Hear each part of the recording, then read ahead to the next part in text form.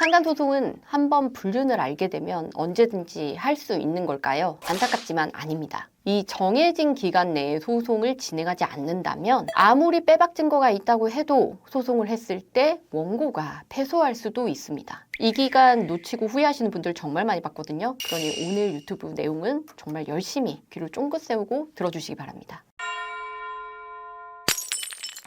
안녕하세요. 최영은 변호사입니다. 오늘은 상간소송의 기한에 대해서 말씀드리려고 하는데요. 남편이나 아내가 바람을 피웠는데 일을 크게 만들기 싫어서 그리고 부부관계 유지를 위해서 더 좋다고 판단을 해서 상간소송하지 않고 그냥 넘어가는 경우가 꽤 많습니다. 그런데 나중에 시간이 한참 흐르니까 점점 그때 상처가 계속 올라오고 또 열도 받고 난 왜 이렇게 당하고만 사는가? 내가 뭐 할 수 있는 건 없는가? 라고 생각하면서 상간소송 한번 생각해 보시는 분들 많거든요. 그런데 이 소송도 언제나 할 수 있는 걸까요? 그렇지는 않고 유통기한 같은 기한이 있습니다. 오늘은 배우자의 불륜 상대에 대해서 할 수 있는 상간소송 언제까지 할 수 있는지, 이혼하고 싶을 때 문제는 없을지 말씀드려보려고 합니다. 보통은 부정행위의 증거를 모두 가지고 있고 상간자가 누군지 특정이 돼서 알고 있는 경우, 그리고 상간자가 내 남편 또는 내 아내가 유부남, 유부녀임을 알고 있다는 점에 관한 증거까지 확보를 하면 바로 진행할 수가 있습니다. 그런데 되게 많은 분들이 이걸 진행했다가 부부관계가 오히려 안 좋아지는 거 아니야? 내가 너른 마음으로 한번 넘어가줘야지, 이런 생각도 많이 하시거든요. 그러다가 소송을 도저히 못 참아서 진행을 해야겠다라고 생각을 했을 때, 또는 왠지 모르게 내 배우자가 계속 만나고 있는 것 같은 느낌은 주는데 확실한 증거는 못 잡아서 안 되겠다, 기존에 있는 증거를 활용해서 상간소송을 해서 떼어내야겠다, 이렇게 생각을 했을 시점에 어쩌면 여러분이 소송을 할 수 없는 상황에 이를 수가 있습니다. 이건 바로 소멸시효라는 제도 때문입니다. 소멸시효는 원고가 사실상 소를 제기할 수 있는 시간을 제한하는 역할을 합니다. 우리가 소송을 제기를 해서 부정행위를 증명해내고 이 사람들의 고의성, 가정에 있음을 알고 있었다라는 점을 증명을 해도 상간자가 원고가 안지 한참 됐습니다, 3년이 지났습니다, 그럼에도 불구하고 이제서야 소 제기한 겁니다, 그럼 나는 소멸시효 항변을 할 테니 이 전체를 기각시켜주세요 라고 주장을 한다라고 하면은 원고는 모든 이거를 다 가지고도 패소할 수가 있습니다. 소멸시효는 피고가 가지고 있는 굉장히 강력한 항변권이라고 이해를 하시면 됩니다. 모든 채권에 소멸시효가 있습니다. 여러분이 누군가에게 돈을 빌려주거나 아니면 물건을 사거나 했을 때 돈을 내야 되는 거고, 돈을 빌려줬으면 그 돈을 언젠가는 받을 거고 한 그런 류의 권리 의무 관계가 있잖아요. 이 모든 채권적인 권리 의무 관계에는 소멸시효라는 게 존재합니다. 이 권리 의무를 적절한 시기 안에 행사를 하도록 좀 재촉하는 의미다라고 생각하면 되는 건데요. 사실 법률의 중요한 개념 중에 권리 위에 잠자는 자는 오하지 않는다라는 명제가 있는데요. 오랫동안 자신의 권리를 행사하지 않는 사람의 권리를 법적 안정성을 위해서 행사를 좀 제한해야겠다라는 개념이라고 생각을 하시면 되는 겁니다. 상간소송이라고 부르는 건 불법행위 손해배상 청구 소송인데, 부정행위를 안 날로부터 3년, 부정행위가 있은 날로부터 10년이 지나면 피고가 이 사건 원고의 청구가 소멸시효 기한을 도과해서 부당하다라고 항변할 수 있는 권리가 생깁니다. 이 이름이 소멸시효라고 해서 원고가 가지고 있는 이 상간소송을 할 권리 자체가 소멸하는 기간이냐라고 생각하시는 분들이 많은데요. 그건 아니고 사실은 원고의 청구는 언제든 가능하지만 일정 기한이 지난 요 상태에서는 피고도 정당한 항변권이 있는 겁니다. 방금 제가 3년, 10년 말씀을 드렸는데요. 3년과 10년 중에서 먼저 도과하는 때 소멸시효가 완성된 걸로 보는 건데요. 그러면은 3년이 당연히 먼저 도과하는 거 아니냐 이렇게 생각하실 수가 있거든요. 그런데 반드시 그렇진 않습니다. 내 남편이, 내 아내가 바람 피는 걸 모르고 있다가 어느 시점에 알았는데 알고 보니까 15년 전에 바람 폈더라, 그리고 그 대상이 누군가 봤더니 우리 동네 사람이더라 하는 경우들도 꽤 많거든요. 이 케이스도 사실은 10년이 지났기 때문에 못하는 케이스고, 이제 막 알았기 때문에 안때로부터는 3년이 안 지난 케이스인 겁니다. 그래서 부정행위를 알게 되는 그 시점에 상간자에 대한 정보도 알게 되는 경우들이 많아서 이때로부터 3년 내에 내 권리를 행사하는 게 좋다, 만약에 그 시기가 지나면 내가 할 수 있는 게 별로 없다라고 생각하시는 게 맞습니다. 제가 진행하는 사건들 중에서 3년이 거의 다 돼가지고 오시는 분들이 많거든요. 제가 상간소송 많이 하잖아요. 원고의 심리 상황이나 이렇게 정신적인 스트레스나 이거를 늘 보는데, 소송이 거의 끝나갈 무렵에 조금 괜찮아지고 소송의 결과가 나오면은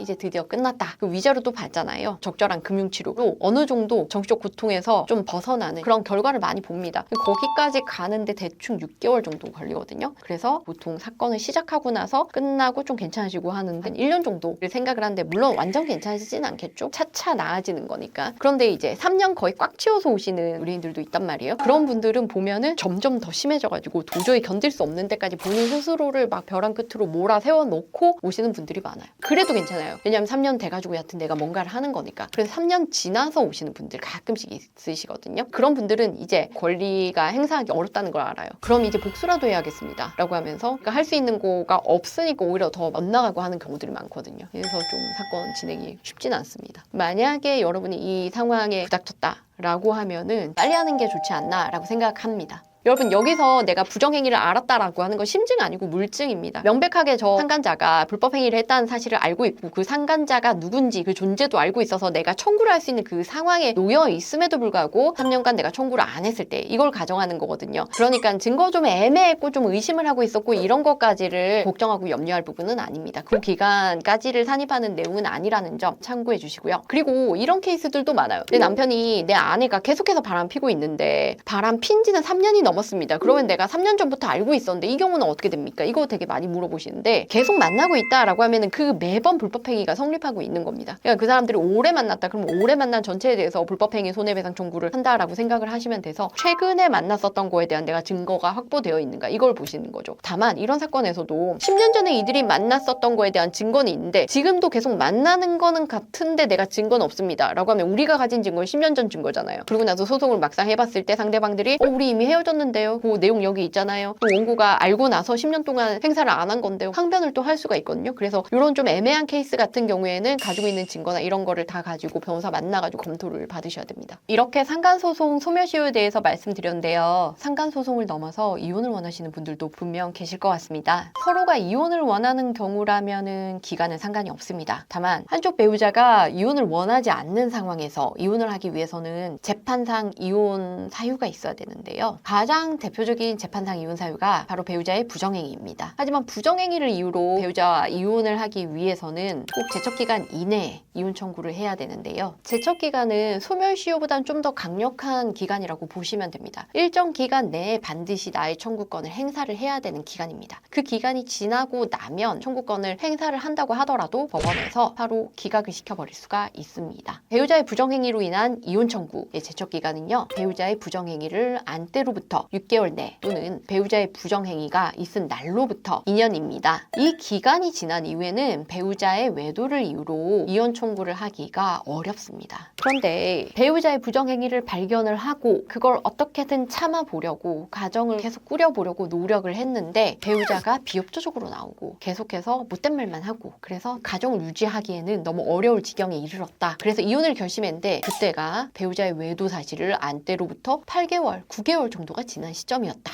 라고 하면은 이때는 어떨까요? 실제로 실무상 이런 케이스들이 굉장히 많이 있는데요. 사실 이 6개월이라는 기간이 배우자와 이혼을 협의해 보려고 노력했었던 기간인 경우도 있고 배우자 어떻게든 잘 지내보려는 원고의 에너지와 노력이 가득한 그런 기간이었을 수도 있습니다. 그런데 이게 좀 잘 안 됐다 라고 해서 6개월 지났으니까 이제 못해 라고 하면은 너무 가혹하죠. 그때 이후로도 처음에 발생했었던 그 부정행위 때문에 계속해서 불화가 지속됐고 그래서 더 이상은 부부관계가 계속되기 어렵다 이런 점을 증명을 해서 결국은 이혼 청구를 법원에서 받아주는 그런 케이스들은 종종 있습니다. 그런데 5년 전에 바람핀 이유로 이혼을 하겠다 이런 케이스는 아무래도 법원에서 받아들여주기 어렵겠죠. 제척기간 6개월로부터 너무 오래된 사건이기 때문입니다. 전 처음에 이 부정행위로 인한 6개월의 제척기간 너무 짧은 거 아닌가 가혹한 거 아닌가라고 생각을 했었거든요. 근데 실무상 보면 사실은 나중에 다른 이유로 이혼을 하고 싶은데 옛날이 끄집어내고 하는 경우들이 되게 많습니다. 20년 전부터 부부관계는 파탄이었다 뭐 이렇게 이야기하는 케이스들이 진짜 많아요. 그 사이에 뭐 애가 둘 셋 태어났어. 부부관계 파탄인데 애는 왜 태어나? 이런저런 꼬투리를 잡고 하는 경우들이 너무 많은데 사실 부부관계는 부부 아니면은 남들은 뭐 얼마나 알 수가 있습니까? 그리고 부부관계에 있어서는 사실 증거가 많이 안 남는 경우들도 되게 많아요. 지금처럼 이제 증거 남기기가 쉬운 세상에 왔는데도 불구하고 부부관계의 내용은 말로 하는 경우들이 되게 많다고요. 그래서 너무 오래된 이유 가지고 이제서야 이혼한다라고 하는 거를 좀 신뢰를 안 하는 것도 같습니다. 제가 저번에 한번 재판 병원 가서 앞에 사건들 진행되는 거를 뒤에서 듣고 있었는데 어떤 할머니가 오셔가지고 이혼을 청구를 하셨나 봐요. 당사자 소송을 하고 계셨었거든요. 판사님이 앞에서 왜 이혼하려고 하시냐 물어보니까 남편이 20년 전부터 뭘 했고 30년 전에 뭐 했고 뭐 10년 전에 뭐 했고 또 어떤 여자가 있고 뭐하고 한참 이야기를 하시려고 하니까 판사님이 딱 이야기를 끊고 그래서 지금 왜 이혼하려고 하시느냐 이걸 물어보시더라고요. 그래서 가끔씩 내가 이혼의 시기를 뒤로 늦춰야지, 내가 좀 준비 많이 되고 나서 해야지, 애들 다 크고 나서 해야지